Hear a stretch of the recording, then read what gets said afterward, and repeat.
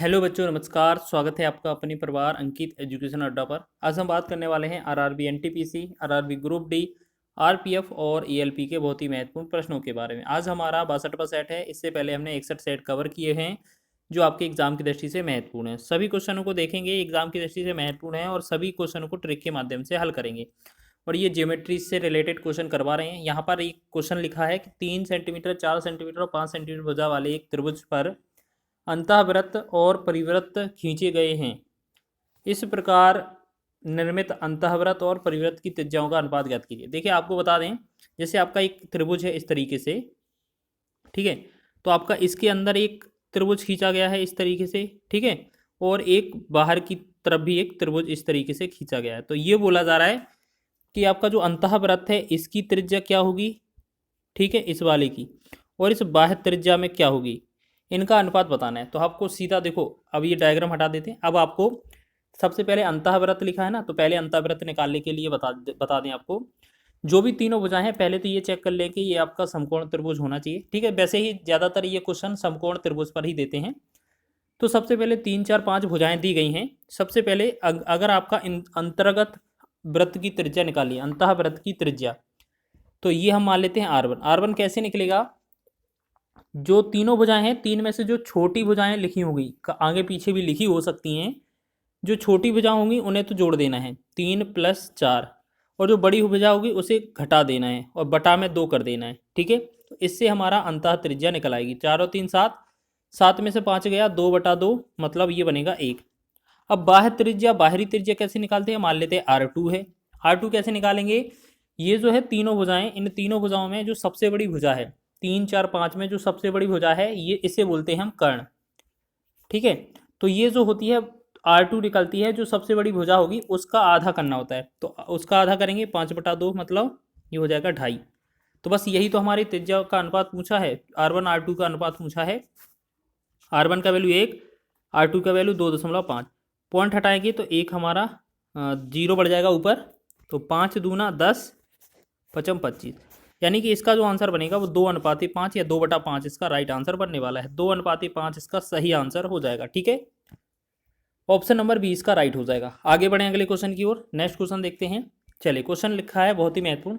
6 centimetre, 8 centimetre और 10 centimetre भुजाओं वाले समकोण त्रिभुज के परिवृत्त का क्षेत्रफल होगा।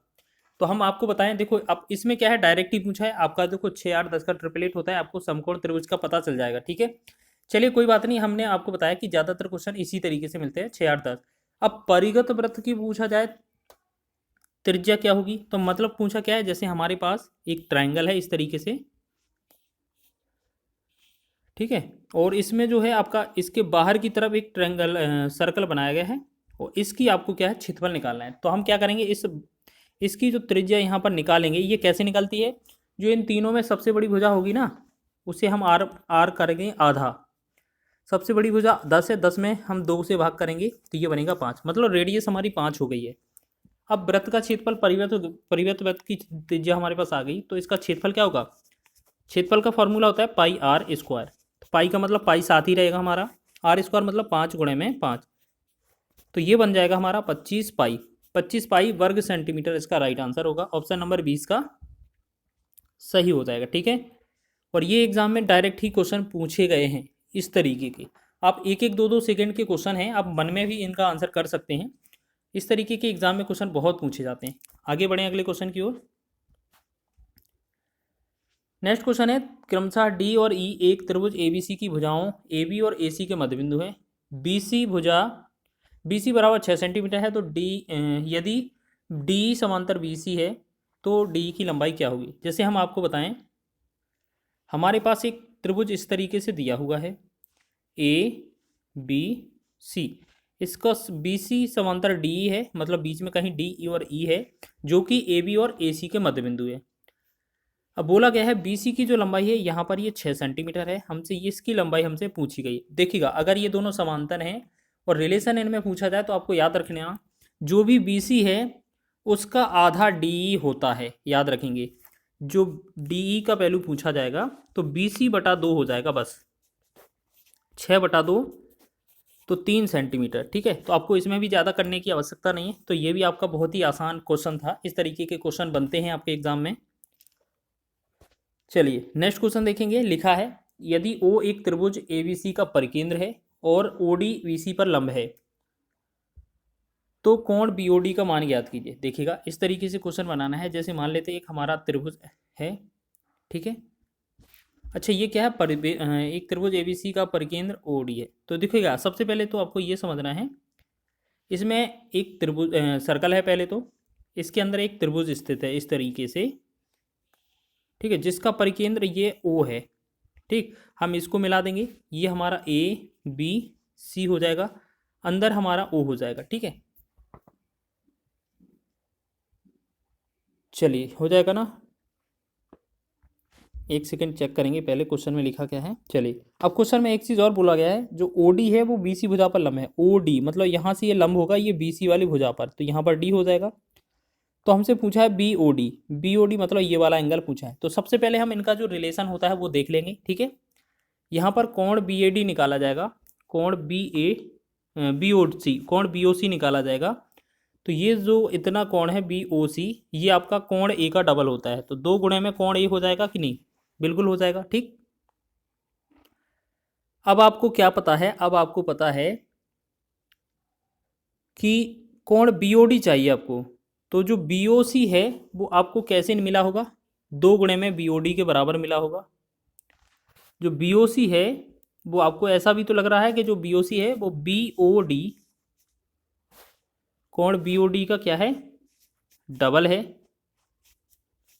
और ये क्या है, 2 गुणे कोण बी ए है, तो 2 से 2 कट ही जाएगा, तो कोण बीओडी, तो इसका जो वैल्यू आएगा वो कोण ए के बराबर आ जाएगा। ठीक है, तो इसका जो आंसर आएगा वो क्या हो जाएगा, हमारा ऑप्शन नंबर सी इसका राइट आंसर हो जाएगा। चलिए देखेंगे क्वेश्चन। क्वेश्चन लिखा है उस पी क्यू उस वृत्त का व्यास है जिसका केंद्र ओ है। यदि उस वृत्त पर एक बिंदु आर स्थित है और पी आर पी क्यू का मान 39 है तो आर क्यू पी का मान ज्ञात कीजिए। देखिएगा अब आपको क्या है ये समझना है, बहुत ही अच्छा क्वेश्चन है ये एग्जाम की दृष्टि से। मान लेते हैं एक सर्कल ये है, ठीक, देखो यहाँ पर थोड़ा साइड में लिख देते हैं। माना ये सर्कल क्या है, छोटा सा बना लेते हैं इसे इस तरीके से, और बीच में कहीं ओ है और वहाँ से ये सेंटर से गुजरता है। यहाँ पर क्या है, ओ है, और ये क्या है, पी क्यू, पी क्यू। यहाँ ऊपर या नीचे कहीं भी एक बिंदु है आर मान लेते हैं, बस इनको ज्वाइंट कर देते हैं, इनको मिला देते हैं। अब देखेंगे हम, आपको पता है अर्धवृत्त पर कोण बनता है जो हमेशा 90 डिग्री बनता है। और क्वेश्चन में आपका एक एंगल दिया है R P Q, R P Q यहाँ पर कितना दिया है, 39। तो हमसे पूछा क्या है, ये वाला एंगल। अब एक बात बताइए, त्रिभुज के तीनों अंतः कोणों का योग 180 अंश होता है, जिसमें से हमारा एक कोण तो समकोण हो गया अर्धवृत्त पर बना कोण। अब इन दोनों का कोण, पी वाले का कोण क्यू वाले का योग हमारा 90 होना चाहिए। ठीक है ना, तो बस क्यू का अगर कोण निकालना है, जो हमसे पूछा है R Q P, R Q P, आपको क्या करना, सीधा याद रखना, जो 39 है 90 में से 39 को घटा देना, आपका आंसर आ जाएगा। तो ये कितना बनेगा, 1 5, तो 51 इसका राइट आंसर हो जाएगा। ठीक है, ओनली 51, ऑप्शन नंबर ए इसका राइट है। तो आप ये समझ लीजिएगा कि अर्धवृत्त पर बना कोण समकोण होता है, तभी ये आप जान पाएंगे कि सिर्फ 90 में ही घटाना है। या आप ऐसे भी कर सकते थे कि तीनों को जोड़ते, तो जिनमें से एक्स से तीसरा वैल्यू नहीं था, हम इन दोनों को जोड़ते तो हमारा आ जाता, उसके बाद निकालते। अब बात करेंगे एक अंतिम प्रश्न की, चलिए देख लेते हैं। यहाँ पर बोला गया है एक वृत्त पर ए बी सी 3 बिंदु इस प्रकार स्थित हैं कि जीवाओं ए बी और ए सी द्वारा केंद्र ऊपर आंतरिक कोण क्रमशः 90 डिग्री, 110 डिग्री और कोण बी ए सी बड़ा है कोण बी ए ओ से, तो कोण बी ए सी का मान ज्ञात कीजिए। तो सबसे पहले क्या करेंगे, इसको थोड़ा छोटा कर लें, फिर आप समझिएगा क्या है क्वेश्चन का। क्वेश्चन में है, जैसे मान लेते हैं हमारे पास एक सर्कल है, ठीक है, यहाँ पर 3 जीवाएं हैं इस तरीके से, ठीक, बीच में कहीं ओ है, ठीक है। अब पहली ए बी और सी दिया है, यहाँ पर इस तरीके से हम मिलाएंगे पहली वाली जीवा, तो इसका कोण कितना है आपका, ए बी द्वारा जो जीवा का कोण है वो कितना है, 90 डिग्री है। और जो ए सी द्वारा है वो ए बी और ए सी द्वारा कोण कितना है, 110 है। तो सबसे पहले ये हमारा बीच में क्या है, ओ है, ठीक है, याद रखेंगे बीच में ओ है, इसको ओ समझ लेना आप, ठीक है। अब बीच में ओ है, अब ये बताइए तीसरे वाले का कोण कितना होगा, आपको यही तो समझना है ना। आपको पता है एक अगर सर्कल होगा इस तरीके से, अगर आप चारों तरफ जोड़ेंगे तो 360 होता है नहीं। अब आपका 190 यहाँ, 110 यहाँ, सॉरी 90 यहाँ और 110 यहाँ, दोनों चीज़ें जोड़ेंगे तो ये कितना आ गया, 90 और 110 200 हो जाएगा। तो ये कोण जो बी ओ सी ये वाला बचेगा शेष, वो कितना 160 होगा, तभी तो टोटल हम 360 बता पाएंगे। अब आपने रिलेशन पढ़ा था कि अगर बी ए सी निकालना हो, ये वाला हमारा एंगल निकालना हो, देखिएगा यहाँ पर थोड़ा अलग कलर कर देते हैं। देखिए अब आपको क्या है, ये आपका पता है ना, ये आपका 160 आ गया। हमसे पूछा क्या है, ये बी, हमसे पूछा क्या है, बी ए सी वाला एंगल।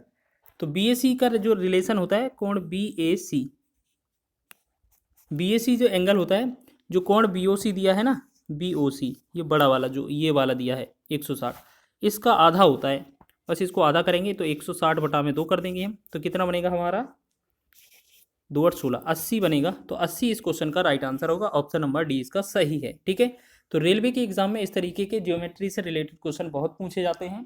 वीडियो अच्छा लगा है तो वीडियो को लाइक करें, शेयर करें, चैनल पर नए हैं तो चैनल को सब्सक्राइब कर लें।